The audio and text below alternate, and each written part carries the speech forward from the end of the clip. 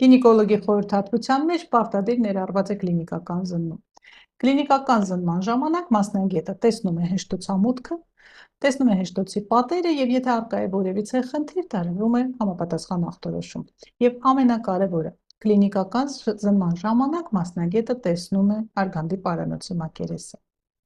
Եվ եթե զննման ժամանակ անզեն աչքով տեսանելի է որևիցե խնդիր, ապա մասնագետը տալիս է նախնական ախտորոշում։ Ինչու նախնական? Բացատրեմ։ Եթե զննման ժամանակ մասնագետը տեսնում է արգանդի պարանոցի վրա լորձաթաղանթի դեֆեկտ, այսինքն վերքային մակերես,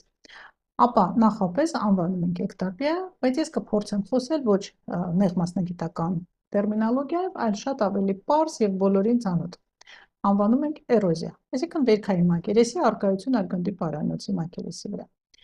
Եվ եթե անզեն աչքով այն տեսանելի է, ապա պարտադիր պետք է կատարվեն մի քանի իրար հաջորդող հետազոտություններ, որպեսզի մենք կարողանանք հստակեցնել ախտորոշումը,